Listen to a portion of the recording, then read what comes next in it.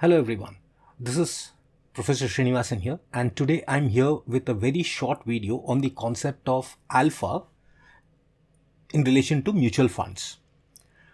Please watch the video till the end, and if you like it, do hit the subscribe button and the bell icon so that you get notified every time I upload such content. I'm sure you must have heard of certain terms like Sharpe ratio, Trainer's ratio, alpha, beta, etc. in relation to mutual funds. And I'm also pretty sure that you must have wondered what this alpha is all about. Well, to understand alpha, we need to first have a brief discussion on Sharpe ratio.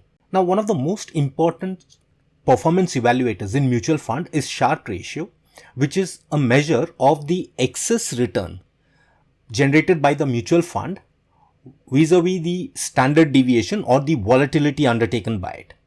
However, Sharpe ratio has two drawbacks.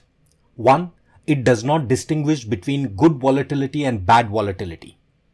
Meaning, if the markets move in its favor, then obviously because of the high standard deviation, the mutual fund would have performed better. But then, if the market has not moved in its favor, that is, the market has moved against the fund, then because of the high standard deviation, the losses would also be higher. Now, this is somewhat taken care of by Sortino's ratio, which measures the same thing, but it only considers or takes into account the downward volatility. Now, if you want to learn more about Sortino's ratio, you can always watch my video on Sortino's ratio, for which I'll provide you with the link up here. The second shortfall of Sharpe ratio is that it does not distinguish between market risk and excess risk over market. Now, this is not even taken care by Sortino's ratio. This is where alpha comes in. Alpha shows the excess returns of the mutual fund over the predicted returns of CAPM.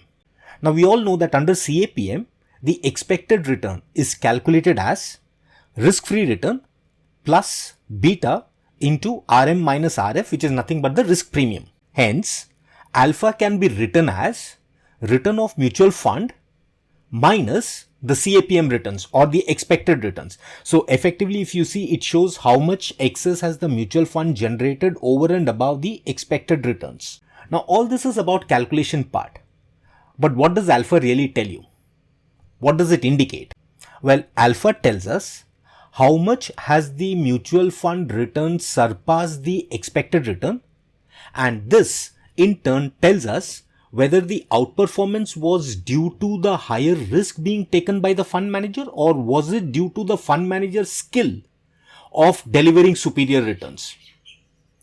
So you know whether the return generated has been because of the higher volatility undertaken. Now, this could of course expose you to a greater risk, or whether the superior return was generated because of the mutual fund manager's skill in selecting the scripts which outperform the market.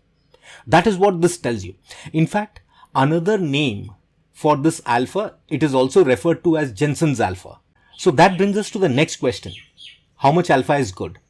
Well, the simple answer is that any alpha greater than 0 is good, because that indicates that the mutual fund has generated returns over and above what is expected by the investor.